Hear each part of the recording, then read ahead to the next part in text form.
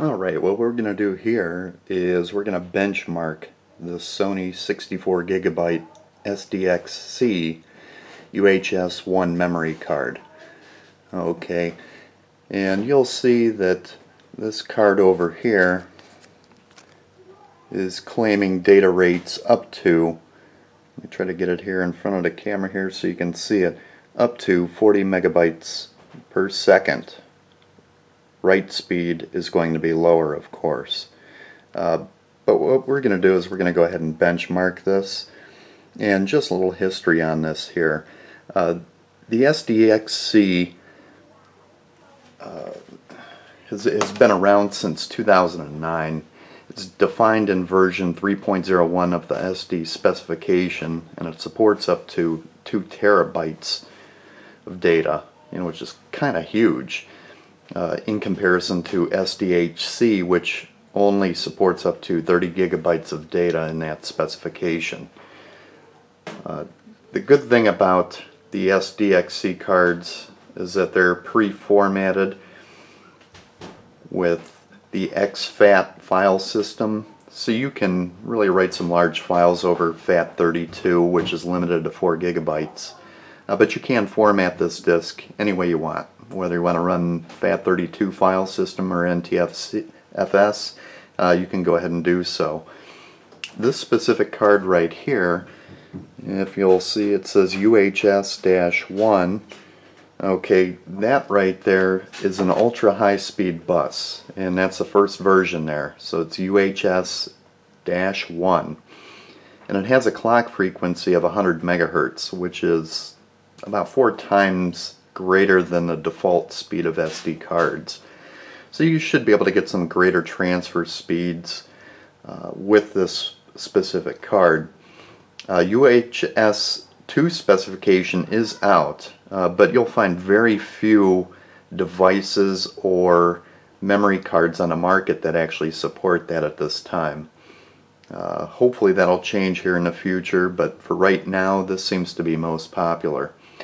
So what I'm going to do is take this out of the package, and we're going to go ahead and plug it in here.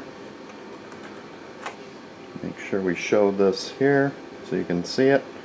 There's the card right there, it's going in.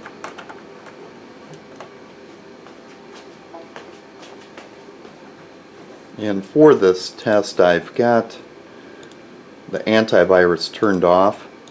And the reason for that is I don't want that to interfere with any of our testing that we're doing. So I'm just going to go ahead and run a real quick test here, and we'll do 100 megabytes, and we'll see where it comes up at.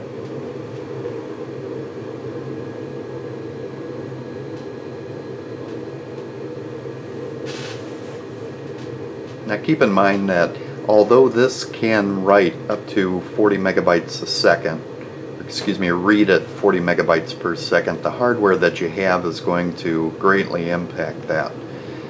Since the specification's been around since 2009, chances are if you've got equipment that's newer than that, 2010 and beyond, chances are it will support the specification.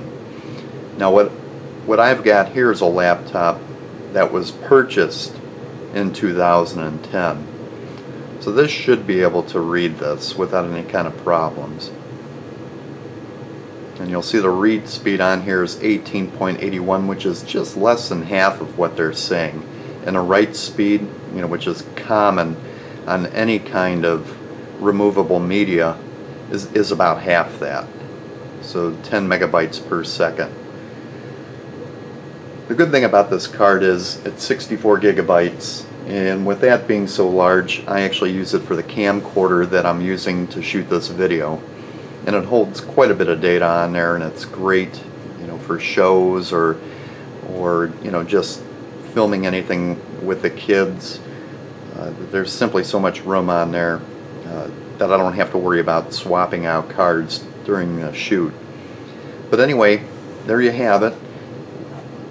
As far as our benchmarking right there, read speed 18.81, write speed 10.02, and it's really a great value card for 64 gigabyte.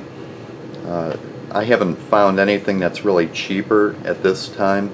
So I'll go ahead and link off to this in the description so you can go ahead and take a look at where I purchased it from.